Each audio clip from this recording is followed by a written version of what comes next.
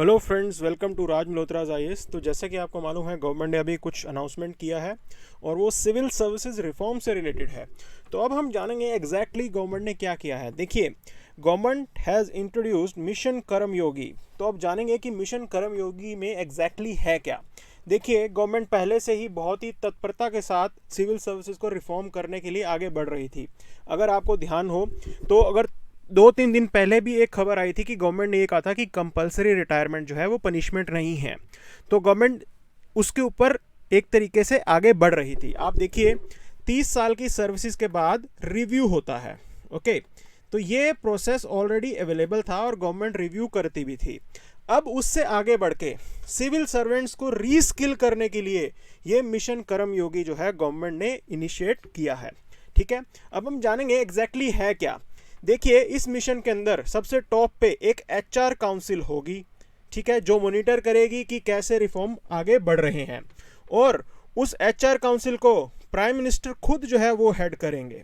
अब साथ साथ उसके साथ यूनियन मिनिस्टर्स और चीफ मिनिस्टर्स वो भी जो है उस एचआर काउंसिल का पार्ट होंगे। मतलब आप देखिए, ये फेडरल स्ट्रक्चर को ध्यान में रख के जो है आगे डिसीजन लिया गया है। ओके, मतलब यहाँ पे चीफ मिनिस्टर्स का कॉन्फिडेंस होना बहुत ज़रूरी है ताकि कोई स्टेट उंगली ना उठा दे। ठीक है ना, कि फेडरलिज्म को ध्यान में रख के ये चीज़ की जा रही है। अच्छा, और देखिए उस एचआर काउंसिल के और कौन मेंबर होंगे। एमिनेंट पर्सन जिन्होंने बहुत अच्छा काम किया है, एकेडमिक्स में जिन्होंने अच्छा काम किया है, जो ग्लोबल लीडर रह चुके हैं, और साथ साथ सिविल सर्विसेज की लीडरशिप, जो civil servant senior civil servants हैं, वो भी जो है इसका हिस्सा होंगे। तो ये सरकार का इनिशिएटिव है। ठीक है, अब आप देखिए, ये एक तरीके से गवर्नमेंट की विजन दिखाती है कि सिविल सर्वेंट को कैसा होना चाहिए, ये उनसे क्या एक्सपेक्ट किया जाता है एक सिविल सर्वेंट से, वो जो है गवर्नमेंट ने यहाँ पे बताया है। तो उन्होंने बताया है कि एक सिविल सर्वेंट को कैसा होना चाहिए। देखिए, इमेजिनेटिव होना चाहिए, इनोवेटिव होना चाहिए, प्रोएक्टिव होना चाहिए, पोलाइट होना चाहिए, प्रोफेशनल होना चाहिए, प्रोग्रेसिव होना चाहिए, एनर्जेटिक होना चाहिए, transparent, tech enabled, okay, constructive, creative. तो देखिए, ऐसा क्यों किया गया है। दरअसल हम अपने सिविल सर्वेंट्स को फ्यूचर की जो प्रॉब्लम्स हम फेस करने वाले हैं उसके लिए यहाँ पे तैयार कर रहे हैं। भविष्य में कैसे क्या प्रॉब्लम आएगी, आपके सिविल सर्वेंट्स अगर इमेजिनेटिव होंगे, अगर इनोवेटिव होंगे, तो वो पहले ही उस समस्या को प्रीएम्प्ट कर लेंगे। ये उनकी इमेजिनेशन ये अश्योर करेगी कि वो चीज़ों को प्रीएम्प्ट करें, फिर अपनी इनोवेशन दिखा के वो उस समस्या का सोल्यूशन ढूंढेंगे। और उस समस्या का सोल्यूशन उस चीज़ पर डिपेंड करता है कि वो कितने प्रोएक्टिव होंगे, कितने प्रोफेशनल होंगे, कितने प्रोग्रेसिव होंगे।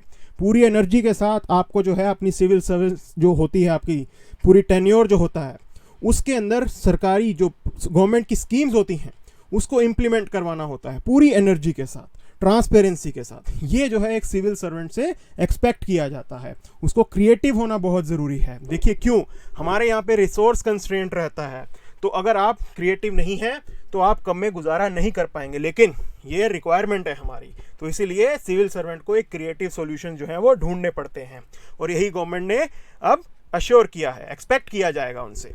अब आप आगे देखिए कि यह जो पूरा मिशन है वो इंडिविजुअल सिविल सर्वेंट के ऊपर भी फोकस करेगा और इंस्टीट्यूशनल कैपेसिटी बिल्डिंग के ऊपर भी फोकस करेगा। अब यहाँ पे इंस्टीट्यूशन से क्या मतलब है। देखिए, आईएएस एक पूरा एक इंस्टीट्यूशन आप मान लीजिए, कोई महकमा है वो एक इंस्टीट्यूशन है। तो इंडिविजुअल जो ऑफिसर होता है उसके ऊपर भी काम किया जाएगा, उसको भी मौके दिए जाएंगे कि वो अपने आप को बेहतर करें।